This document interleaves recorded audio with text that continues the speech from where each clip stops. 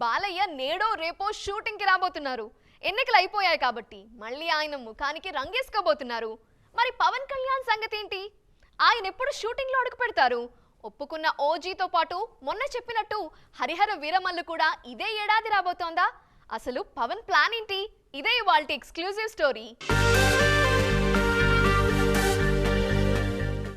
కొన్ని నెలలుగా పవన్ కళ్యాణ్ రాజకీయాలతోనే బిజీగా ఉన్నారు.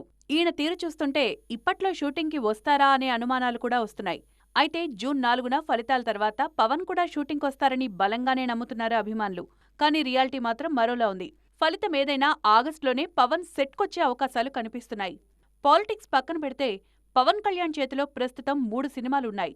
అందులో ఓజీ షూటింగ్ సగానికి పైగా పూర్తయిపోయింది. అలాగే హరిహర వీరమల్లు కూడా సగానికి పైగా పూర్తయింది. ఇక ఉస్తాద్ భగత్ సింగ్ 10 రోజుల షూట్ మాత్రమే జరిగింది.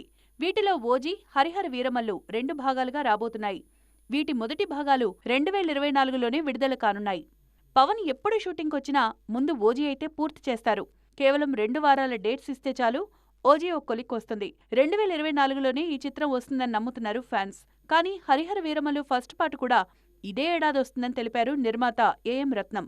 పైగా ఈ ప్రాజెక్ట్ క్రిష్ చేతుల్లోంచి జ్యోతికృష్ణ చేతుల్లోకి మారింది.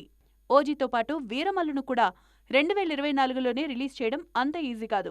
ఒకవేళ ఎన్నికల్లో పవన్ గెలిస్తే మరింత బాధ్యతలు పెరుగుతాయి. వాటిని బ్యాలెన్స్ చేసుకుంటూ ఈ సినిమాలు పూర్తి చేయాల్సొస్తుంది. ఇక ఉస్తాద్ భగత్ సింగ్ అయితే 2025లోనే వస్తుందేమో.